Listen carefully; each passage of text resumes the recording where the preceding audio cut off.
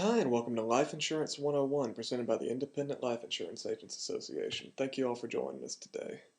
In this video, we're going to go over some of the basics of life insurance. This is really beginner material, things that you would learn when you're first getting started, first considering a life insurance career, and you want to learn the real basic concepts. So if you've been in business for a couple of months, even a couple of weeks, this material is probably going to be a little bit too low level for you, so don't feel bad about skipping on to the next video. For everybody else, we want to make sure we're all on a level playing field, so we're going to start off with a solid foundation of good basic knowledge. First, we want to look and talk about what is life insurance, who's involved in a life insurance policy, how is life insurance used, what are the three main types of life insurance, medical versus non-medical life, and how paramedical exams work. First, what is life insurance? Simply put, it's a contract between an insured person and an insurance company whereupon the company agrees to pay a certain sum of money to the beneficiaries upon the insured's death. Basically, a person buys a life insurance policy, somebody else gets money when they die. It's as easy as that. Who are the main parties involved in a life insurance policy? First, we've got the proposed insured. This is the person upon whose death the policy will pay out. The person who has to die for the death benefit to be released. Okay? Your policy owner is the person who owns and pays for that policy. Now, generally, your policy owner and your proposed insured are going to be the same person, but it could be different sometimes. For instance, if a parent has a policy on a younger child, or in a buy-sell agreement where two partners in a business have insurance on each other. The beneficiary is the person, persons, entity, entities, or any combination of the preceding who will receive the death benefit of the policy. So a common setup is for a husband to own a life insurance policy on himself and for his wife to be the beneficiary or vice versa. You'll see companies or entities being the beneficiary of a life policy when you get in a situation where somebody wants to leave money to charity or you're talking about corporate life insurance. The last party involved is, of course, the insurance company. It's the company that's going to be taking the money, taking the monthly premiums or annual premiums, whichever, and paying out the death benefit upon the death of the insured. How is life insurance used? Generally, your simple answer to that question is it's a transfer or creation of wealth upon the death of a person. Life insurance benefits are generally received tax-free. There are a couple of very minor exceptions to that rule that you want to look out for, but that gets a little more into tax law and a little bit beyond what we want to do in this presentation. Life insurance is often used in estate planning, to protect mortgage or other large debts, to fund buy-sell agreements, in the form of key person compensation insurance, and to insure income loss for a family. You also see things like final expense insurance and that sort of stuff. There are three main types of life insurance: whole life, universal life, and term life. Whole life is a permanent form of life insurance protection. It's usually going to be the most expensive of the three main types of life insurance. It's generally used in final expense type cases. Final expense cases are your smaller $15,000 to $30,000 policies that are generally taken out on older or less healthy individuals that can't get more coverage. These policies are often used just to pay for the costs of a funeral and a burial and to tie up a few loose ends upon the insured's death. Whole life insurance is also really underrated when it comes to younger clients, very early 20s and late teens. Whole life insurance at that point in your life is very inexpensive, and since the premiums are level, you're going to get great coverage at a very low price throughout your entire life. It's a great concept and it's underused.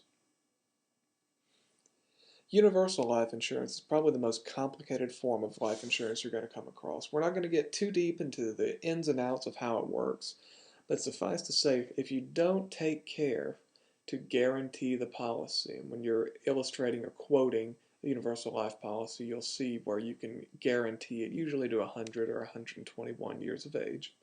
The policy can implode. And what that means in very basic terms is the policy will suck the cash value out of itself to the point where there is no longer enough money to sustain it. However, if you guarantee it out properly and fund it properly, universal life can provide permanent protection at a very, very low cost compared to whole life insurance. Universal life is a great solution for low cost permanent coverage. You're going to use this a lot in estate planning cases and in funding buy-sell agreements and in dealing with key persons kind of stuff. Great, great concept. Term life insurance is going to be your most common and most popular type of life insurance. And a lot of this is because term life insurance has great PR. Folks like Dave Ramsey, Sue Zorman, buy term, invest the difference. Everybody says it. Everybody buys term. A lot of people don't invest the difference, but it's become very popular among consumers. It's generally the least expensive option among the main three types of insurance. And that's because it's a temporary risk. It's a temporary form of insurance, and so it should only be used to insure temporary financial risks. Things like a parent that wants to ensure that if they pass away, their children have enough money to go to college, or a short-term loan or a mortgage, things like that. Things that have a definitive endpoint in the future where the risk will dissolve. Permanent risks should be handled by permanent insurance, but term life insurance is a good solution for many of your temporary risks that you're going to run across on a day-to-day basis. And chances are you're going to sell more term life insurance than any other type just because consumers like it so much. Let's talk a little bit about medical versus non-medical policies. Each of the three types of policies we've talked about, whole life, universal life, and term life, come in medical and non-medical types.